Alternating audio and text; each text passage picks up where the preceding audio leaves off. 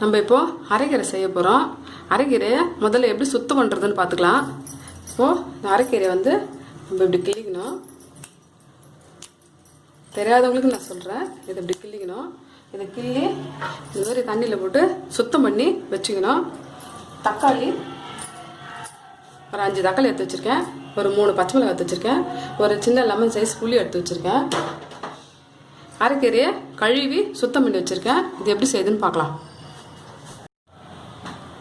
தாளிக்கிறதுக்கு எண்ணெய், நான் கடுகு எடுத்து வச்சுருக்கேன். தேவையான அளவு அந்த கீரைக்கு உப்பு சேர்த்துக்கலாம். இப்போ கீரை எப்படி செய்யுதுன்னு பார்க்கலாம். இப்போ இந்த அரைக்கீரைக்கு தேவையான தக்காளி சேர்த்துக்கலாம். தக்காளி, பச்சை மிளகாய், இந்த புளி இதில் சேர்த்துக்கிறோம். தண்ணி ஒரு 1.5 டம்ளர் தண்ணி சேர்த்துக்கலாம். இந்த அலசி வச்ச இந்த கீரையை இதில் சேர்த்துக்கலாம்.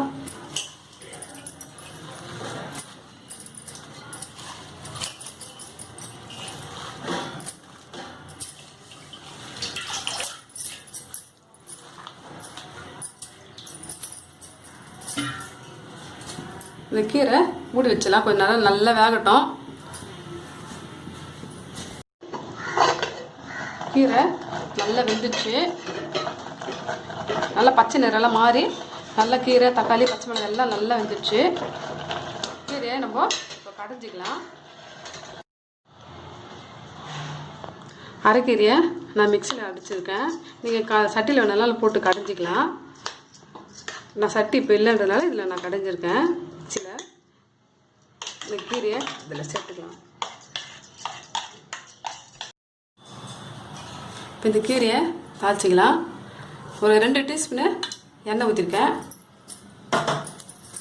எண்ணெய் காய்ஞ்சோடனே இந்த கடுகை நம்ம இதில் சேர்த்துக்கலாம். கடுகு வெடிச்சிச்சு.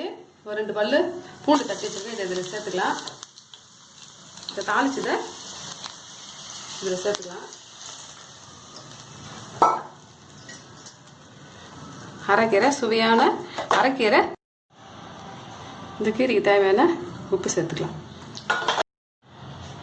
சுவையான அரைக்கீரை ரெடி ஆயிடுச்சு. செஞ்சு பாருங்கள், சுவைச்சு பாருங்கள். இந்த அரைக்கீரையில் கால்சியம் சத்து அதிகமாக இருக்குது. விட்டமின், அயன் இருக்குது. குழந்தைங்கலேருந்து பெரியவங்க வரைக்கும் சாப்பிட்லாம். இந்த வாரத்தில் 2 தடவை அந்தமாதிரி செஞ்சு சாப்பிட்டுக்கலாம். உடம்பு ரொம்ப நல்லது.